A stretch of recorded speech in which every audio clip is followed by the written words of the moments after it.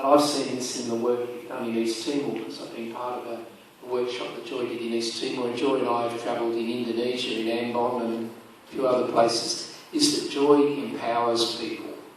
Joy sees the potential in people, and often for many tribal people, and if I could use the example of East Timor, people who for their whole lives have been dominated by others, often don't have a lot of confidence in themselves, or they feel as though they're just subject to fate. But joy actually empowers people, and the development that happens is a grassroots movement. It's not something from above, but it's something that comes of the people. And another thing I'm impressed about joy is joy has a deep spirituality.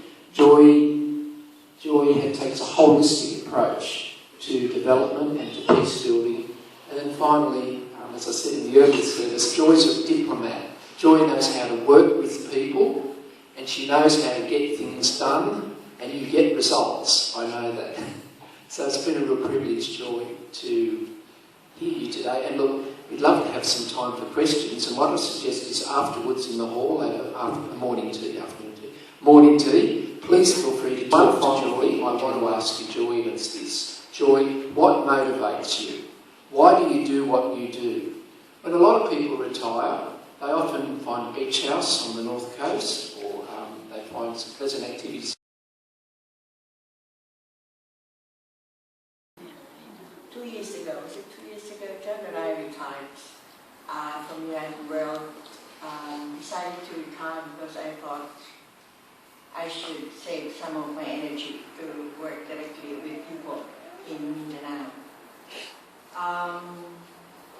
Also probably because I thought retiring is probably relaxing, really more work to be done. And there is really no way you can retire if you start to work with people and you start to work on peace. Because to me, working for peace is not an option. It's really a mandate from Christ that we continue planting the seeds of peace wherever it is needed. So for me, working on peace is a mission, not an option. Right, so when I decided to retire, I decided to go down to the Philippines, to Mindanao, which is where I was born and raised. I also decided to go there because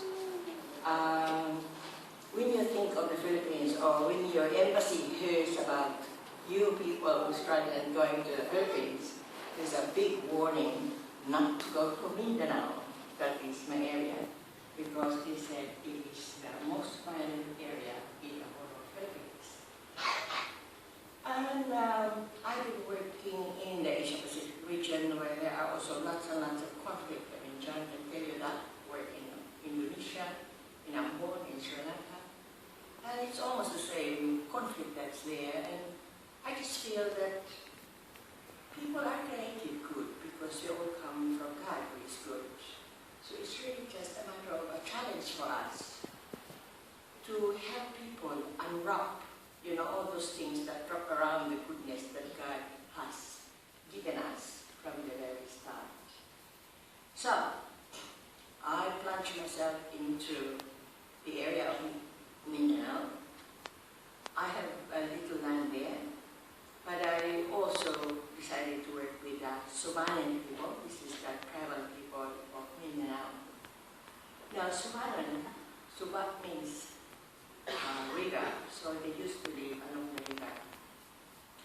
Like the Aborigines in Australia, they have been there for ages and ages and ages, even before the Spaniards came to the Philippines to colonize us in 1521. Now, but like the Aborigines, the indigenous people, the Subanans, they do not own the land. The land owns them. Right? So they do not worry about papers, legality. What they worry about is clearing the land, plant, get some crops, and live. Now, unfortunately, there are other people who are not like them. So these people, when they see that the land is very, very kind. So when people saw that the land is ready for planting and there will be lots of produce that will come out of it. And these are educated people, they have guns and they know the legality of everything. They come up to the mountains where the savannas are, drive them away with threats and everything. And as far as it's not doing anything, they just have to go away. So once the land is cleared and the savannas are not there anymore, these lowlanders do all the legality, the papers and everything, so everything is now in place. So what happens then? The savannas are left with nothing to plant on. And that is the condition where I came to do the project. They really would not have any land to plant on, no place to even build their houses. And so it's really the basic need of survival. So with my little land there, I started to do something. Not only for them to live and address the problem of basic food, but also for them to know and understand each other, just like the Holy Spirit coming, so that people can start to understand each other, share each other, because this was their community before. But because they've been deprived, the survival thing, there's always that competition or, stealing one another's food, but that has not been there before. So it's really a challenge to bring them back to their original community, where it is a sharing community, a loving community, a lot of processing for them to realize that this is the goodness that is in each and every one of us, and we are all able to do it. Harvesting and all that.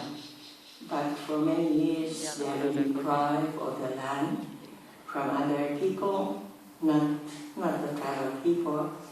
So now they are really impoverished. Not even the basic food, not even money to buy basic needs like food. So that is where I started. Although the mission of peace is very much up on the air, I just felt that peace has to be brought down to something that is concrete, because I feel that peace cannot survive without being rooted down into the ground through development projects. So when I decided to retire from Uniting World, I was very firm that if I go into another project, it has to be making the development project and the peace project together. Because really in the final analysis, you cannot separate the development of people, which is the transformation of people, and that is through peace workshops or whatever. It has to be grounded on something that is concrete and that is also a development project. So now I would like to show our DVD on the projects that we have, and I hope that we will have some time if you have questions.